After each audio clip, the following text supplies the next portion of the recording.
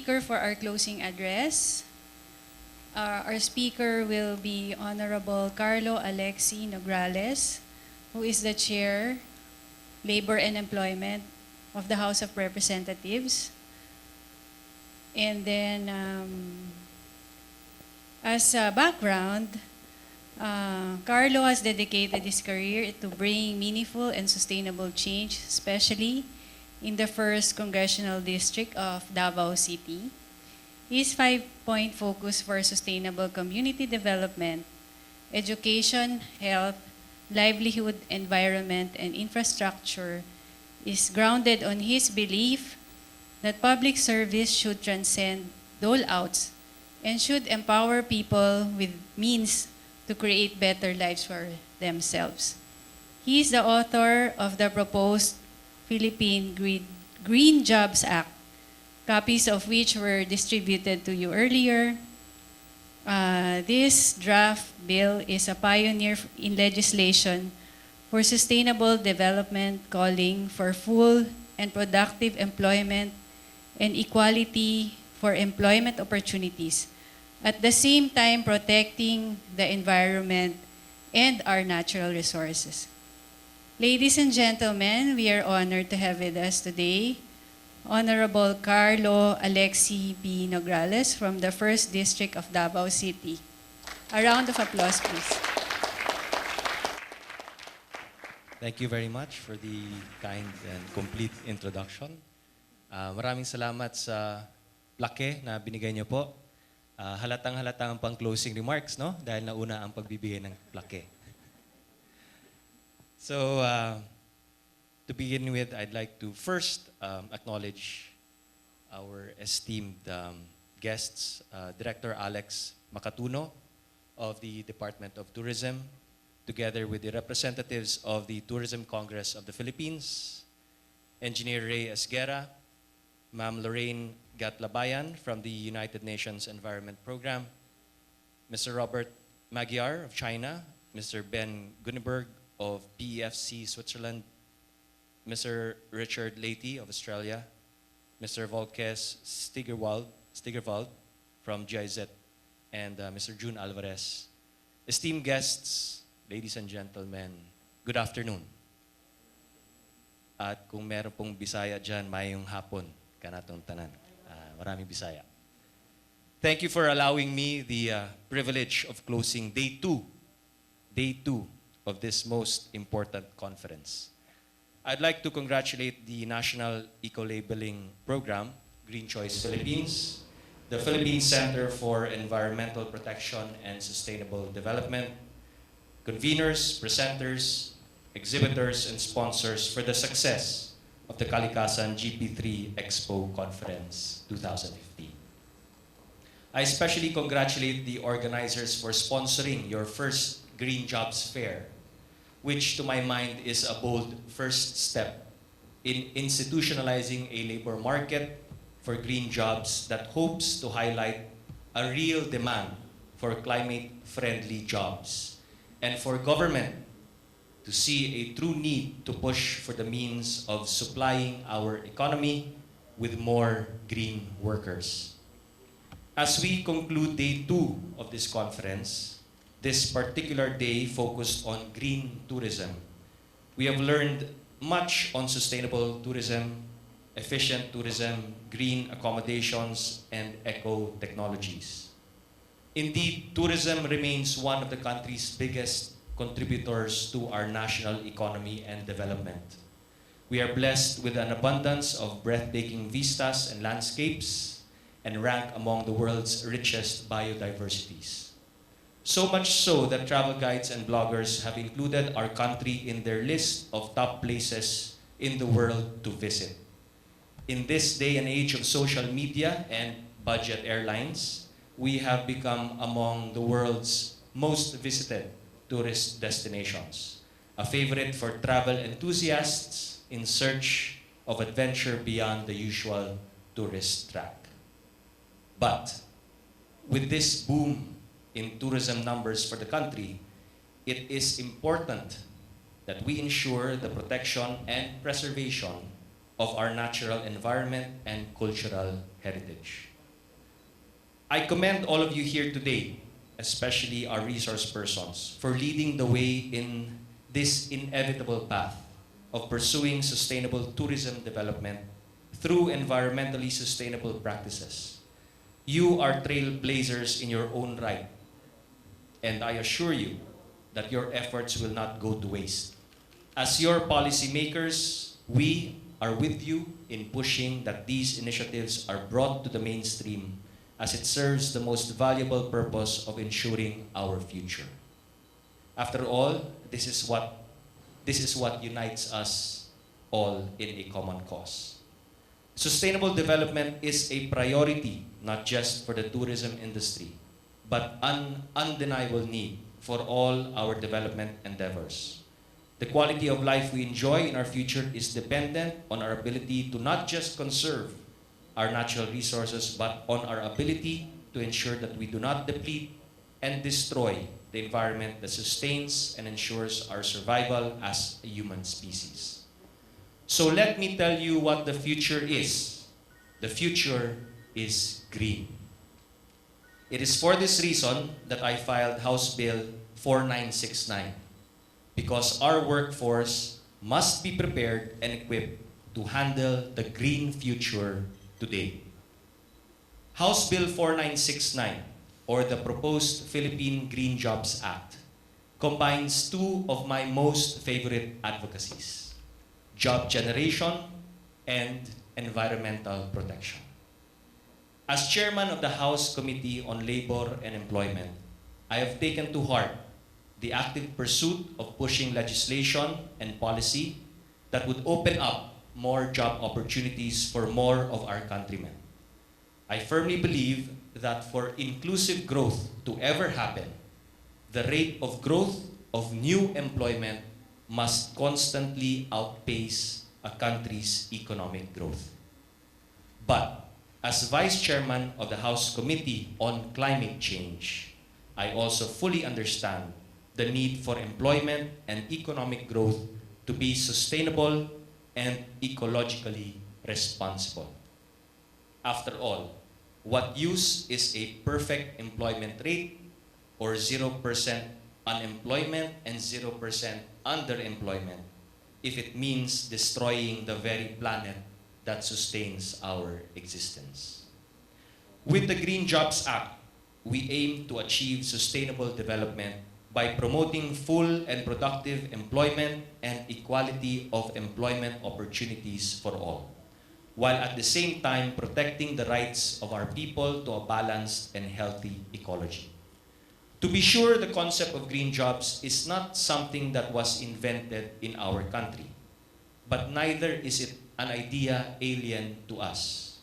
Perhaps without us knowing it, we have naturally embraced the task whenever we do something good for the environment, whenever we place our trash in the recycling bins, when we buy food produced by organic farms, when we patronize products that are eco-labeled and issue the Green Choice Philippines seal, when we take public transport instead of our cars, when we use renewable energy, and whenever we visit and support nature and ecotourism sites, we help create, develop, promote, and sustain green jobs for more Filipinos.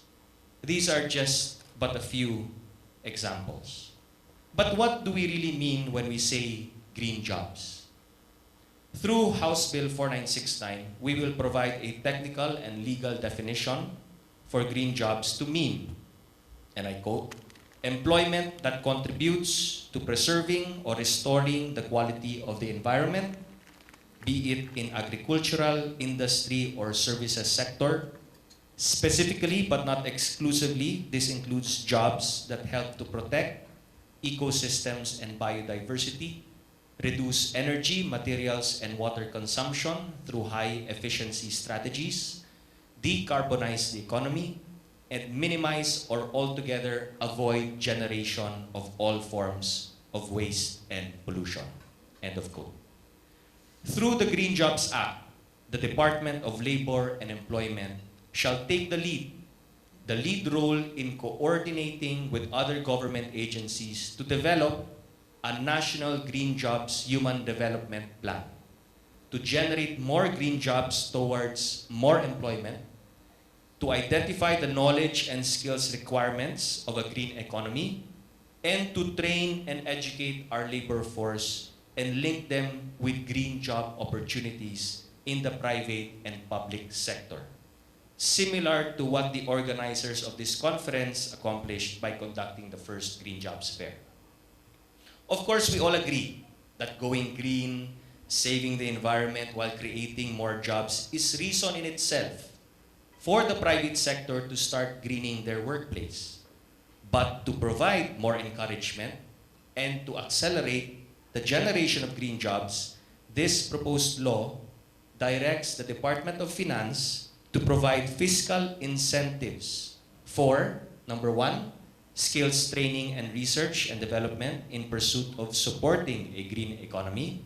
Number two, the development of green technologies and practices. And number three, the production of green goods and provision of green services. The fiscal incentives may include additional deduction of labor expense and duty-free importation of capital equipment. Thus, by incentivizing the need for private sector to start greening their workplace, this will create a natural demand for and fresh hiring of green workers in the company.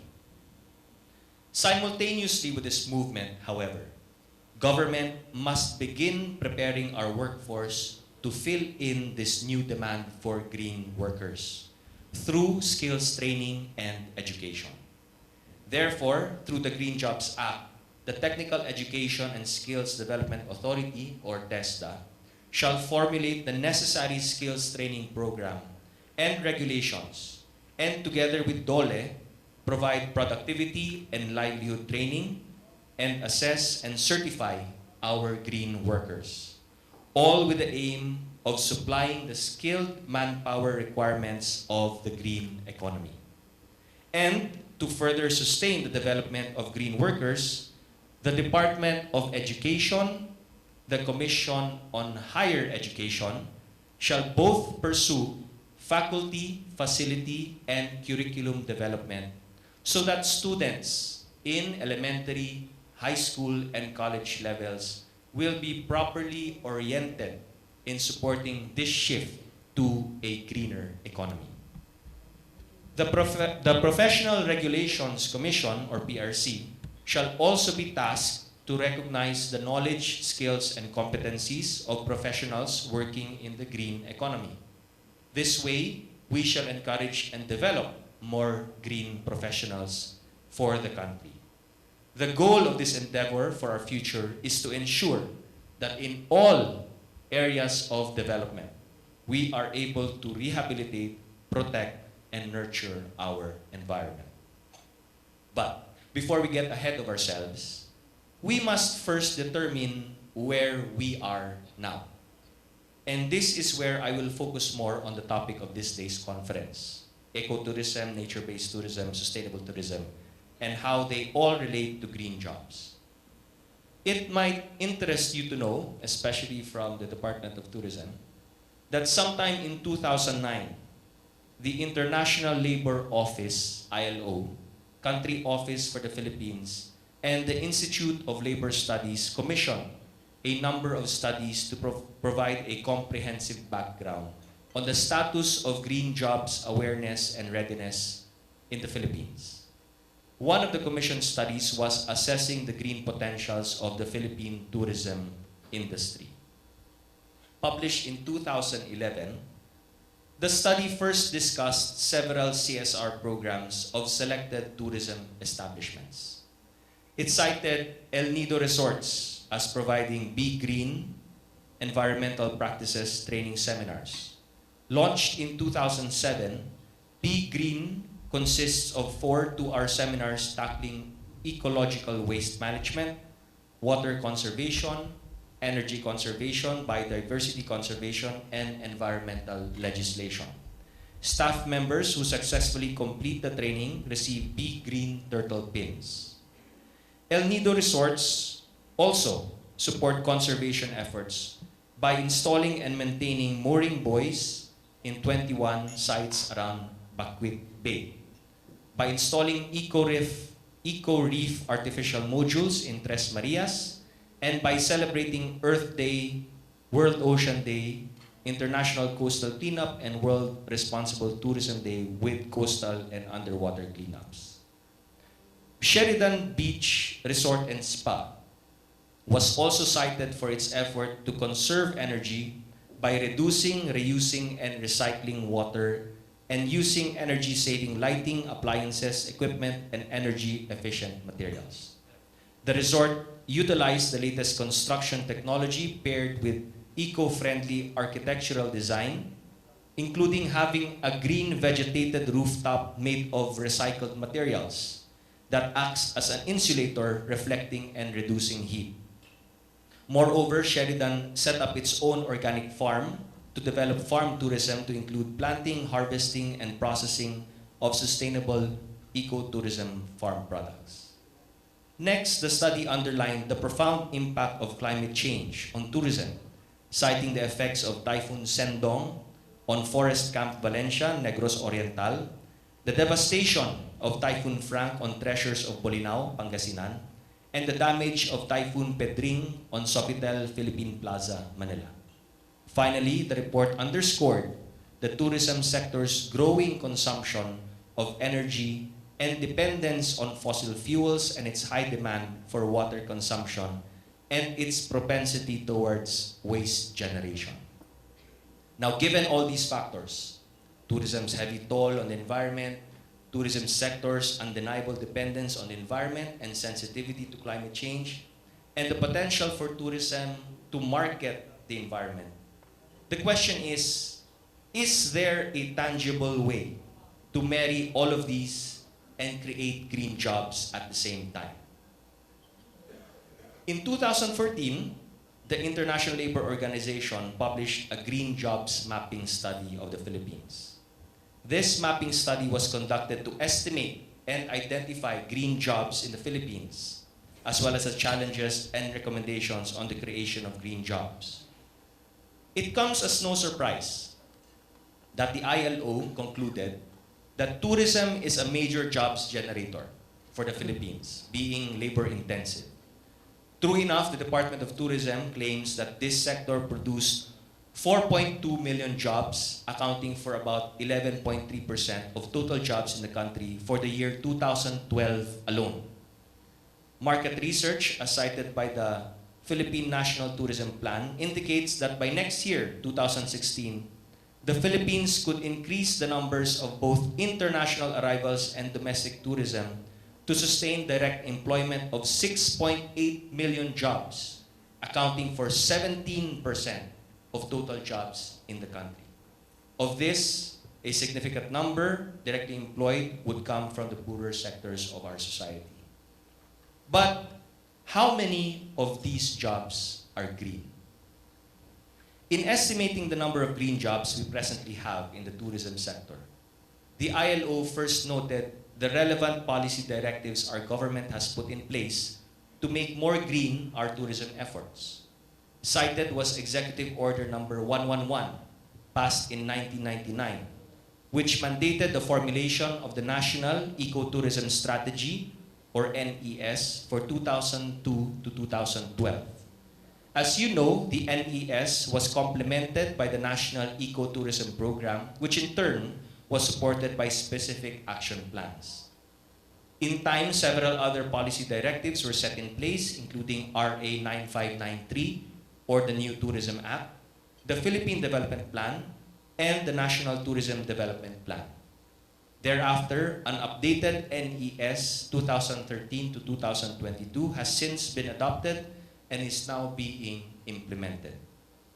The NES was credited as that which gave impetus to the development of various community-based ecotourism sites, including the Olango Birdwatching Tour in Cebu, the Cambuhat River Cruise, and Pamilacan Island Dolphin Watching in Bohol.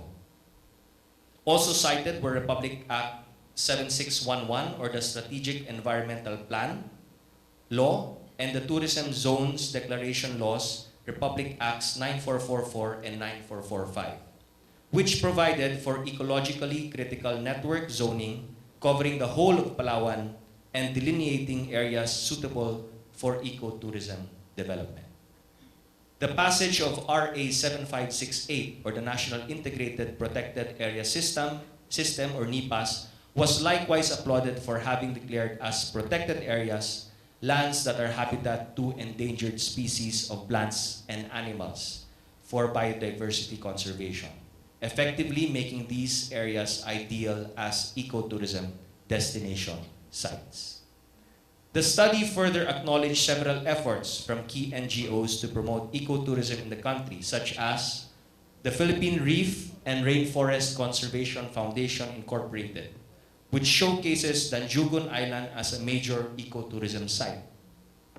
The Negros Forest and Ecological Foundation, which organizes communities within the Northern Negros Forest Reserve to develop ecotourism in their area. The Philippine Rural Reconstruction Movement, which has developed nature tours in Ifugao, Marinduque, and Camiguin. The Conservation International Philippines, which helps in the protection of ecosystems and is now involved in ecotourism programs in Palawan. The Worldwide Fund for Nature, with ecotourism programs in Tubataha, Donsol, Pamilacan Island, and Turtle Islands. Other notable efforts include Haribon Foundation's missions in Mount Isarog, Camarines Sur, and Getafe in Bohol, the Wild Bird Club of the Philippines programs on bird watching, Coral Cay conservation studies in Danjugan Island, Negros Occidental, and Sogot Bay, Southern Leyte, and Friends of the Flying Fox for their protection efforts in Aklan and Boracay, just to name a few. Yet, given all these efforts and programs being undertaken, the ILO report concluded that there is no available data to measure employment or jobs created under ecotourism. The best they could come up with was a rough estimate that if we assume that at least 5% of tourism jobs are devoted to ecotourism, then there are possibly 31,760 environment-related jobs in the tourism industry in the Philippines. Well, I don't know about you, but I dislike making assumptions. And we are all aware of the basic principle: you cannot manage what you don't measure, or if you don't measure it, you cannot manage it. So, the Green Jobs Act hopes to correct this gap. Once enacted into law, the Department of Labor and Employment, together with the National Statistics Authority, shall be mandated to maintain a database of green careers, professions, and skills, including those in ecotourism. The Department of Environment and Natural Resources shall be tasked to establish and maintain a climate change information management system and network. And the National Economic Development Authority shall be obligated to ensure the mainstreaming of green jobs into their development plans. And to further entice the private sector, the Department of Trade and Industry shall develop a special business facilitation program for individuals and business enterprises that create green jobs, while government financial institutions like DBP shall provide preferential financial packages to individuals and business enterprises that create green jobs in ecotourism and other eco-friendly industries. All of this in an effort to greening this workplace we call home. Now is the time for us to rethink the way we do business. That is, to do so in a sustainable and climate-friendly way. This is the wave of the future. For our own survival and our planet's sake, we must adapt. We cannot stop the growth of businesses or economies. That would be absurd. But the Green Jobs Act allows businesses to expand and open new employment opportunities only by using green technology or innovations that conserve natural resources. And it won't be a hard sell. Projections by the Department of Tourism have pegged the number of potential foreign eco-tourists to 2 million in 2016, while potential domestic eco-tourists could reach as high as 12 million next year. The question is, are we ready for it? Are our workers ready for it? No less than the ILO has endorsed this legislative measure as a first of its kind, not only in the Asia and Pacific region, but in the world, where a national law bears the term green jobs. Imagine our country being the first in the world to enact such a law that will spur similar reforms in other countries as well. Perhaps this is just the kind of measure we need for governments and businesses to take more concrete and positive steps in addressing climate change. I thus make this appeal and implore your help in pushing for the Green Jobs Act. With your able support from the private sector, working hand in hand with our friends in government and international agencies, I am confident that we can pass this into law before the end of the year. The urgency of the time calls for it. And so, I would like to close day 2 of this conference by quoting the United Nations World Tourism Organization in its paper on the Davos Declaration. And I quote, "The climate is changing and will continue to do so for the foreseeable future. This will result in social, economic, and environmental impacts. The degree of these impacts will depend on to what extent nations, industry, and individuals mitigate emissions and adapt to changes. Tourism contributes to sustainable development, poverty reduction, and the Millennium Development Goals. The time is right to further the discussion and debate on climate change and tourism. The time is right for public and private sectors to forge ahead with innovative low-carbon initiatives that would not only create employment, but would also contribute to the economy. The time is right because any further delay in action will result in consequences for the tourism industry and the people who depend upon the sector. Ladies and gentlemen, it is time."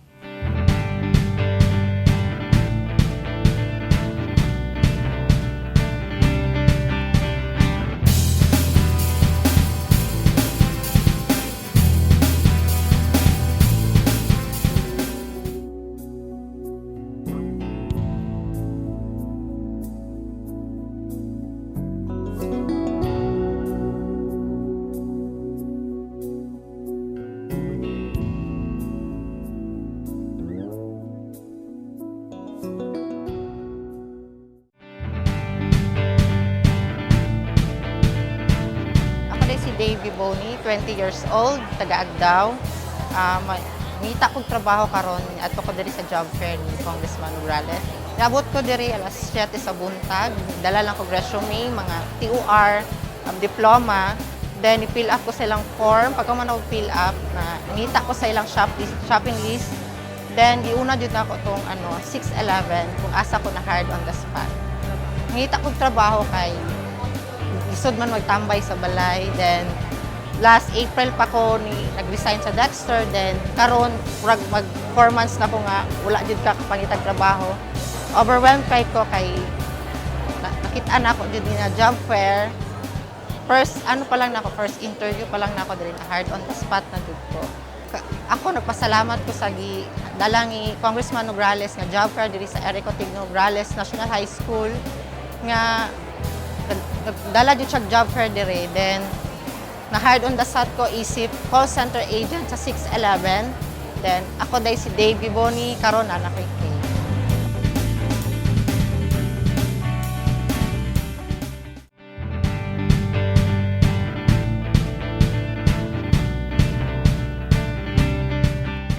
Ako dahil si Jessamine Urot, gikan sa Valencia City, Bukidnon. O sa karon naabot ko din sa Davao, nagpuyo ko sa Upper Apnaga, Talomo, Davao City. Naabot din ko dire pasado alas 8, tapos gusto ko mo trabaho para daghang yun ko ma-experience o para po sa akong kaugalingon o para po nga matabangan ako kung kaugalingon sa ako ang mga panginahanglan. Nagapasalamat ko sa job fair nga gidala ni Congressman Carlo Vinograles din sa Erico National High School o nang-apply ko sa Sky Cable, na-hire ko nila as sales agent. Ako si Jessamine P. Orot o karon na anak ko'y K.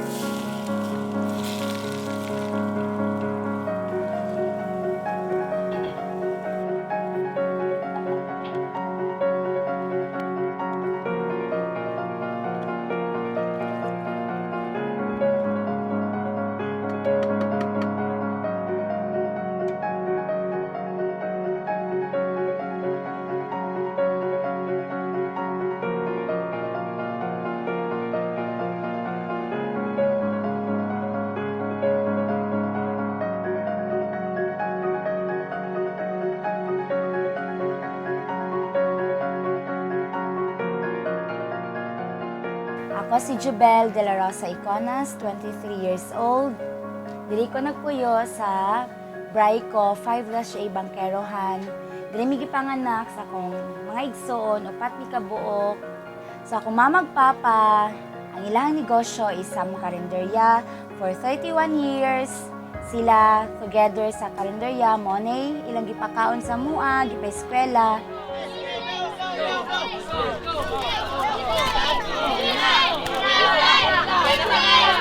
Every Sunday, monto na si Papa sa sabungan para mangita siya diskarte dito.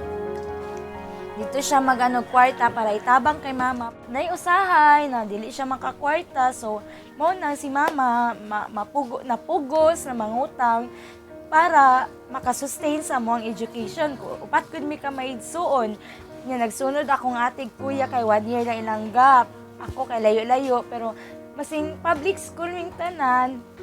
Naman yun mga project na parents gud ang mag-provide, so kailangan gud nila as parents na mo kailangan nila magdiskarte niya, wala man sila regular work, so kanya mong business, ilang business mo na nagbuhi sa mua.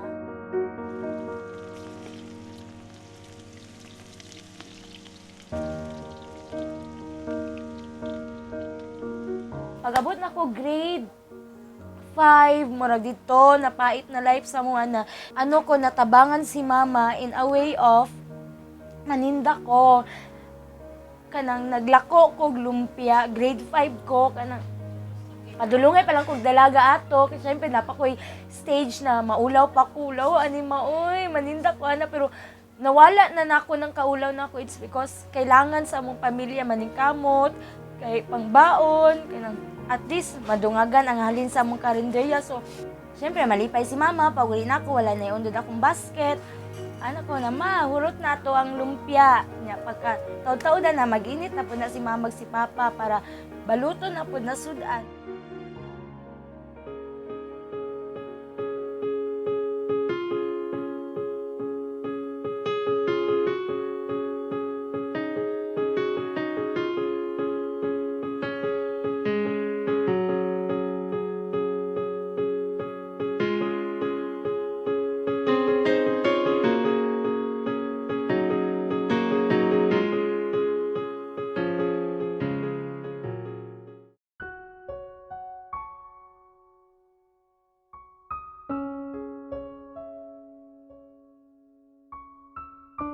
Second year ko, na ni-abroad si ate, murag, nawadaan kong isa ka part sa akong life.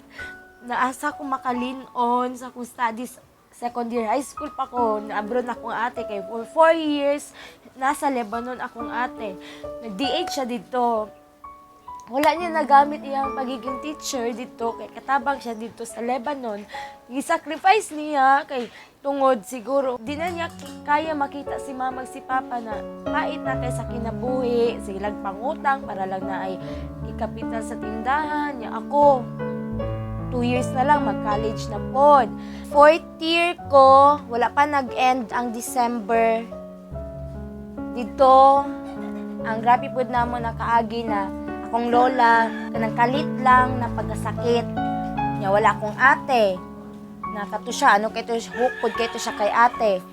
Kato na times, akong pagiging high school student, ginamanage pud na ako na every morning musayog mata para ilisan si lola pampers, liguan, pakaunon before mo atog City High. Pagka January ato, dito na gid si lola, hina na gid kay si lola ato na January 3, 2008 na wala na gid si lola namatay.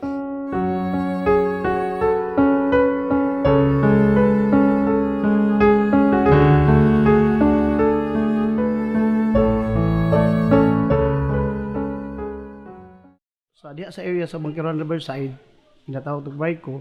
So, kailan ako ang iyong parents niya. So, pag abot sa panahon nga na nahimot ng kagawad, so, that's the time nga nakakuha tag mga programa ni Congressman Carlo Nograles, and then na-camp up na ko nga sila kanang pwede sila maka-avail sa mga programa.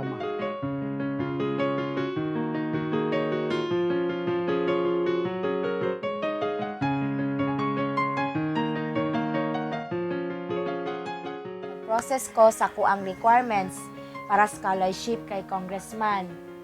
Mauto kay na naman ko'y guts dayon kay nakapasar ko sa entrance exam. Mauto neto ko sa office ni congressman. Yasis gid me together sa kong mama dito sa office ni congressman ning aning ana. Mao ni ang process, mao ning requirements, support si mama, support si kagawad. Mauto nasulod ko sa USEP, naka-decide ko sa kong kurso as BS Ed major in TLE.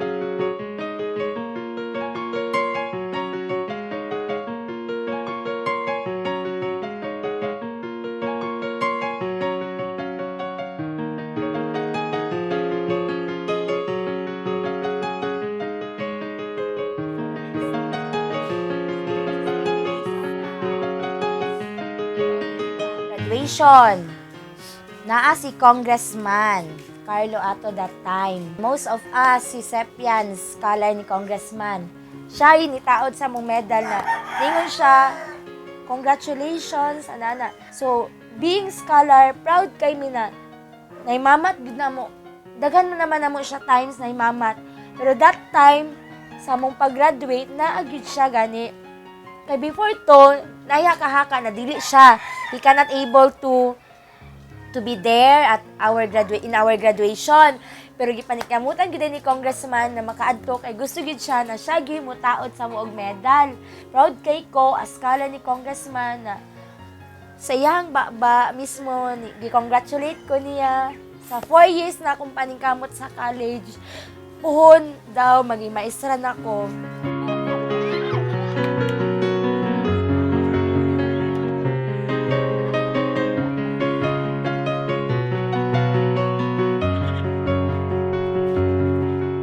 Toto, sige siya ganun sa kuan. Sige kaya tulak nan si congressman. Uy, lawan na po ani. Uy, mahimamat na po ni congressman. Handshake na po ko ni congressman. Hantod si mama, nag-explica siya kay congressman na naa siya'y anak na volunteer preschool teacher sa Palma Hill. Wala pa na item. Nga, pwede minimum matabangan congressman, anak si mama. Hantod na po ni congressman na magpasalig ka ng pasalig na tinuod jud gani na pasalig. Monto na siya, sige. Iano lang yung papers, asa man yung papers. Ihatod sa opisina, kay naa si Ronald, na daw si Sir Ronald, mualalay. Tanawon doon sa iyang mga staff dito, ang papers ni ate. Kay aron, matagaan siya kaluyan og item.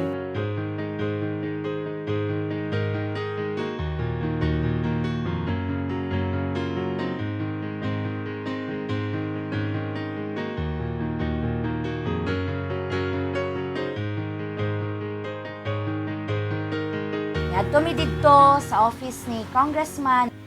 Nawa mi nag-expect na that time, abi na mo, istoryahan lang niya sa requirements. Wala mi nag-expect na ingnan day mi niya, o ikaw Ma'am Vanessa, sa Magallanes ka na mo ibutang.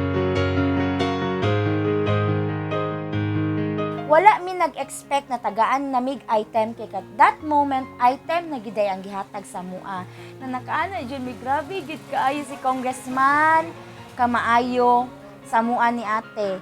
Kay that time gitagaan din niya Magallanes si ate. Ako, ano siya, sige, ikaw Ma'am Jubel, sa City High ka. I will give you an item at City High. Moto, confirm na gyud si ate sa Magallanes, ako sa City High. Nagpasalamat ko og dako kang Congressman Carlo Nograles, pinaagi sa iyahang programa nga Oplan Kaalam. Usa ako mga anak, duha sa ako mga anak ang nakasulod og trabaho. Usa na sila karon ka public school teachers, silang duha gumikan sa tabang ni Congressman Carlo Nograles.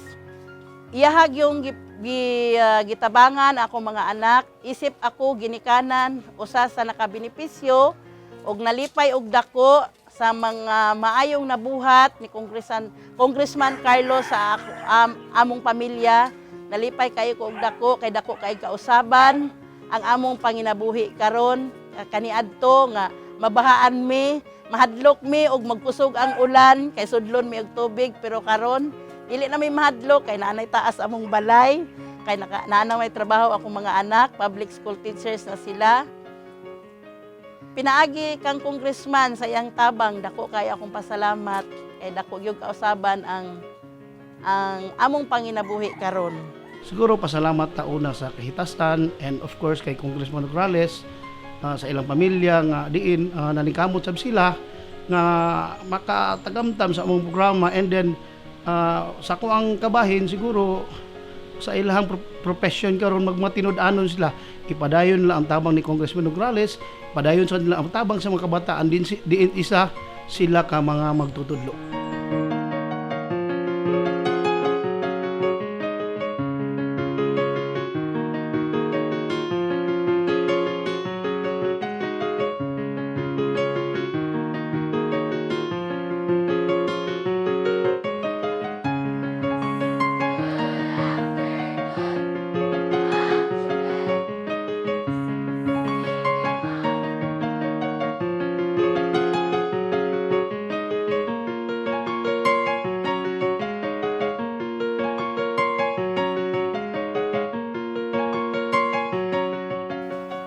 Ako si Jubel de la Rosa Iconas, usa ka Oplan Kaalam Scholar ni Congressman Carlo Nograles, ug karon usa nako ka teacher sa Davao City National High School for past 3 years. Ug tungod ni ana, naa ko'y K.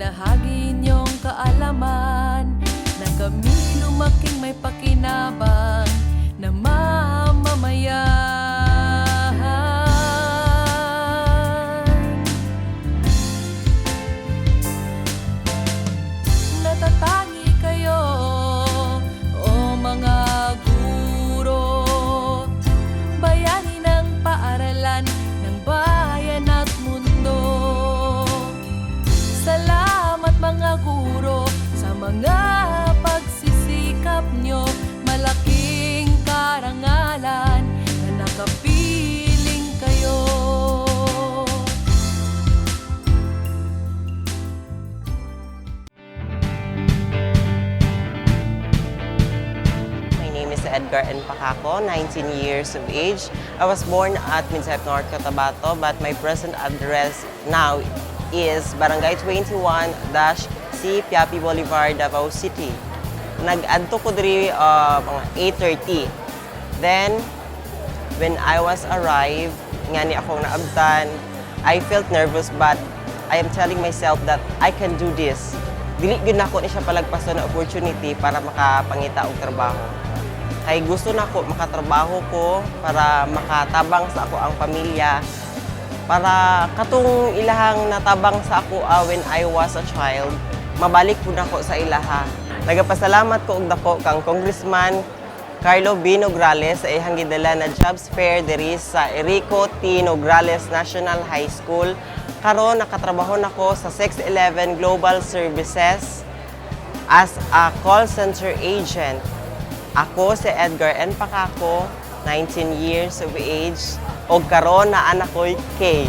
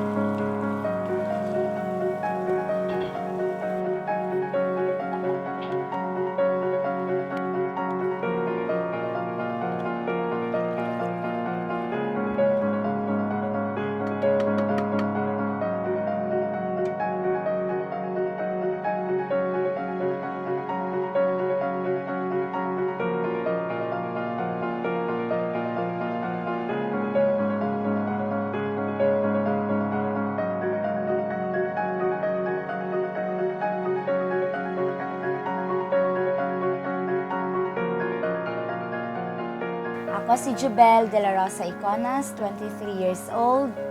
Diri ko nagpuyo sa Braico 5-A Bangkerohan.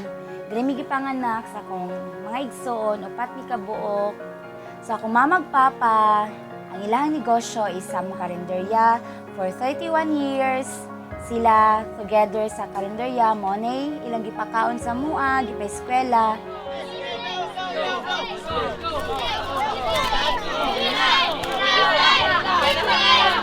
Every Sunday, monto na si Papa sa sabungan para mangita siya diskarte dito. Dito siya kwarta para itabang kay Mama. Naiusahay na dili siya makakwarta, so mo na si Mama napugos na mangutang para makasustain sa mo ang education ko. Upat gud mi ka maidsuon. Nga nagsunod akong atig kuya kay 1 year na ilanggap. Ako kay layo-layo pero masing public school wing tanan naman yun mga project na parents gud ang mag-provide, so kailangan gud nila as parents na mo kailangan nila mag-diskarte niya, wala man sila regular work, so kanya mong business, ilang business mo ni nagbuhi sa mua.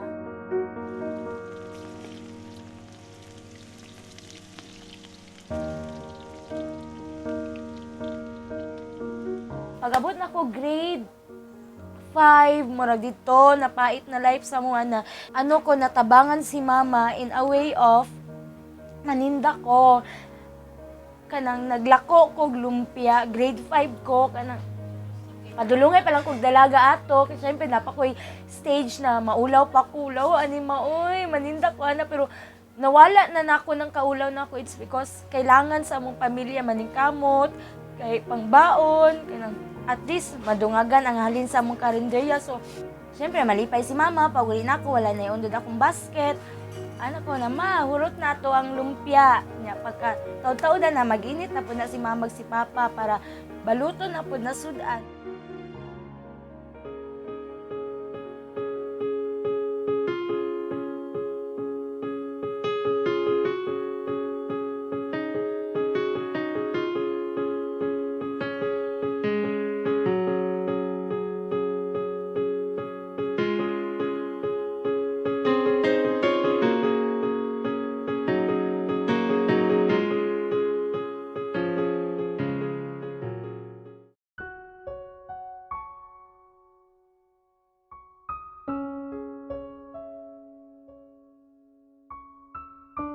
second year ko, na ni-abroad si ate, murag, nawadaan kong isa ka part sa akong life, na asa ko makalin-on sa akong studies. Second year high school pa ko, na-abroad na akong ate, kay for 4 years, nasa Lebanon akong ate. Nag-DH siya dito. Wala niya nagamit iyang pagiging teacher dito, kay katabang siya dito sa Lebanon.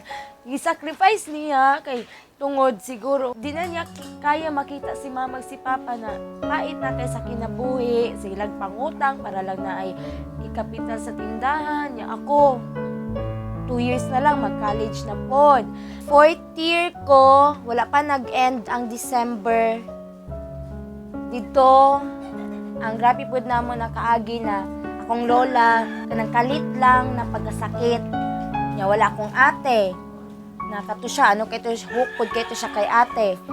Kato na times, akong pagiging high school student, ginamanage pud nako na every morning musayog mata para ilisan si lola pampers, liguan, akaunon before mo atog City High. Pagka January ato, dito na gid si lola, hina na gid kay si lola ato na January 3, 2008, na wala na gid si lola namatay.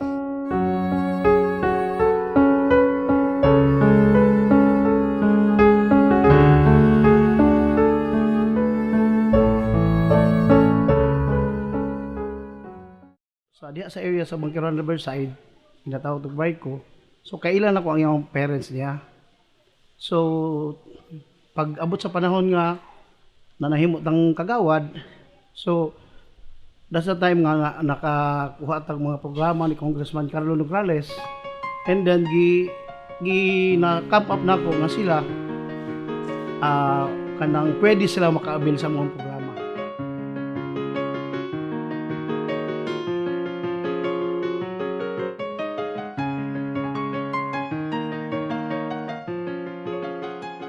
Process ko sa kuang requirements para scholarship kay Congressman.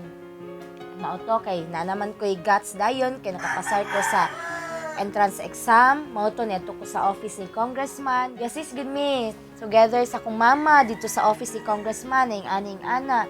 Mao ni ang process, mao ning requirements, support si mama, support si kagawad. Mauto nasulod ko sa USEP, naka-decide ko sa kong kurso as BS Ed, major in TLE.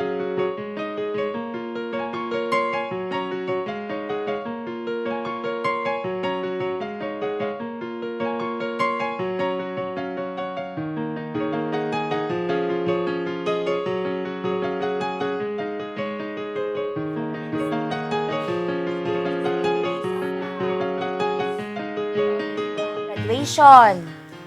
Naa si Congressman Carlo ato that time. Most of us, si Sepian, scholar ni Congressman. Siya yung itaod sa mong medal na ningon siya, congratulations, anana. So, being scholar, proud kay mi na naimamat gud na mo. Daghan mo naman na mo siya times naimamat. Pero that time, sa mong pag-graduate, naagid siya gani. Kay before to, nahihaka-haka na dili siya. He cannot able to be there at in our graduation. Pero gipanikamutan gid ni Congressman na makaadto kay gusto gid siya na siya gyud mo taod sa moog medal. Proud kay ko as kala ni Congressman na sa iyang baba mismo gi-congratulate ko niya sa 4 years na akong paningkamot sa college. Puhon daw maging maestra na ko.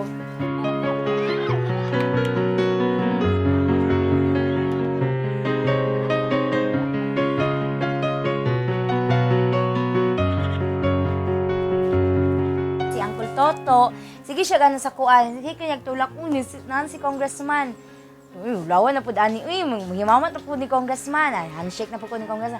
Hantod si Mama, nag-explica siya kay Congressman na naa siya'y anak na volunteer preschool teacher sa Palma Hill. Wala pa na item. Nga, pwede minimum matabangan Congressman, anak si Mama. Hantod na po ni Congressman na magpasalig ka ng pasalig na tinuod jud gani na pasalig. Monto na siya, sige.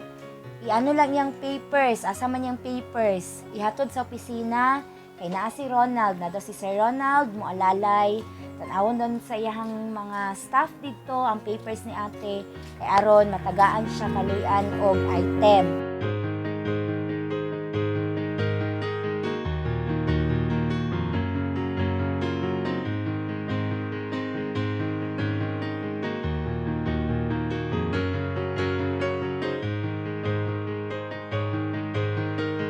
Ngadto mi didto sa office ni Congressman.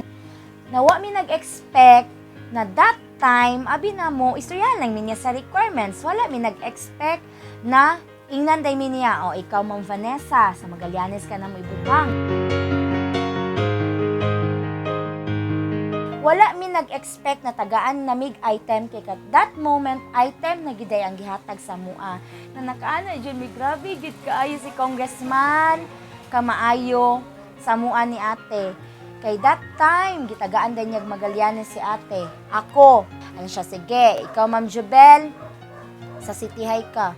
I will give you an item at City High. Moto, confirm na gyud si ate sa Magallanes, ako sa City High. Nagpasalamat ko og dako kang Congressman Carlo Nograles, pinaagi sa iyahang programa nga Oplan Kaalam. Usa ako mga anak, duha sa ako mga anak ang nakasulod og trabaho. Usa na sila karon ka public school teachers, silang duha. Gumikan sa tabang ni Congressman Carlo Nograles. Iyahag yung gitabangan ako mga anak. Isip ako ginikanan, usa sa nakabenepisyo og nalipay og dako sa mga maayong nabuhat ni Congressman Carlo sa among pamilya. Nalipay kayo og dako kay kausaban ang among panginabuhi karon. Kaniadto nga mabahaan mi, mahadlok mi og magkusog ang ulan kay sudlon mi og tubig, pero karon dili na mi mahadlok kay naanay taas among balay, kay naana may trabaho akong mga anak, public school teachers na sila. Pinaagi kang Congressman sa iyang tabang, dako kay akong pasalamat, kay dako gyud kausaban ang among panginabuhi karon.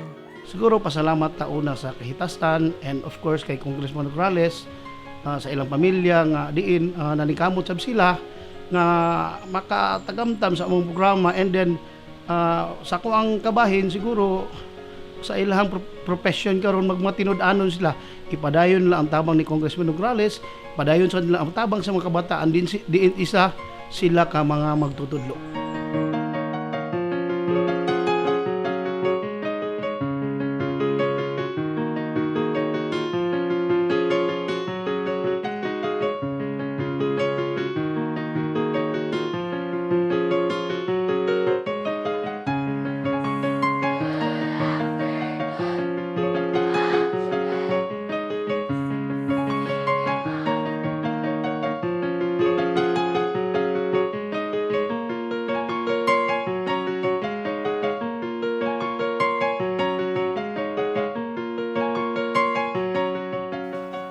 Ako si Jubel de la Rosa Iconas, usa ka Oplan Kaalam Scholar ni Congressman Carlo Nograles, ug karon usa nako ka teacher sa Davao City National High School for past 3 years. Ug tungod ni ana, naa na ko'y K.